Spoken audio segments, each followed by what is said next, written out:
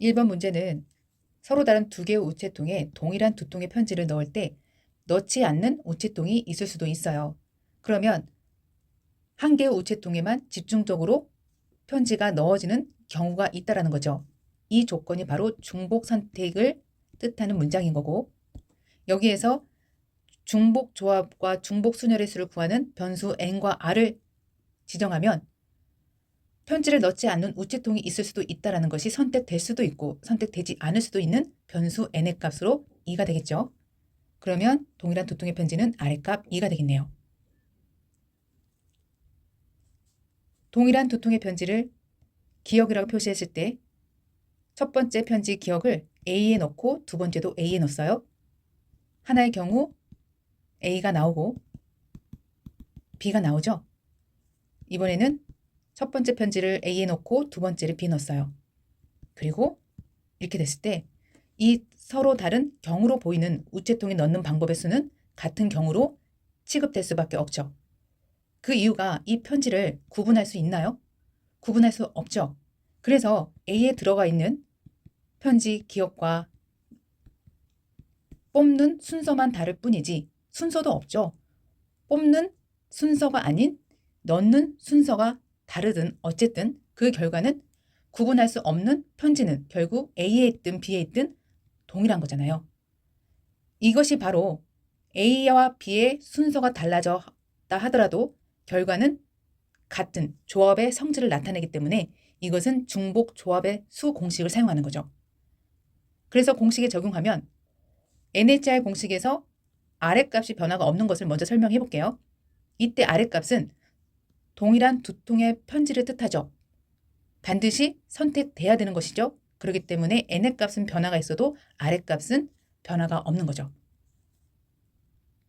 공식에 적용하면 이와 같이 되고 정답은 3이 되는 거죠. 맞나요? 한 가지, 두 가지, 세 가지 맞죠? 2번 문제는 중복소멸의 수로 풀이를 한다고 하는데 1번 문제와 다른 것이 있다면 1번에서는 동일한 두 통의 편지였다면 이번에는 서로 다른 두 통의 편지예요.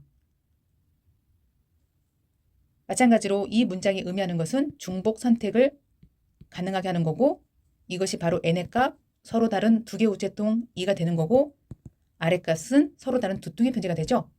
바로 이 예로 확인을 해보면 기억을 살짝 지워보면 니은이라는 서로 다른 편지로 만들어보죠. 그러면 여기에서 이 문장도 이렇게 되었을 때 서로 다른 두 통의 편지가 된다고 하면 그 서로 다른 두 통의 편지를 기억과 니은이라고 했을 때 중복 선택해서 넣는 방법의 수니까 이렇게 되겠죠. 하지만 기억이 B에 있을 때와 A에 있을 때는 다르죠.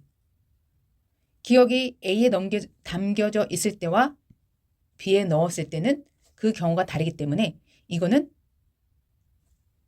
서로 다른 두 통의 편지 때문에 그 결과가 다르다라고 하는 바로 순열의 수를 뜻하는 거죠.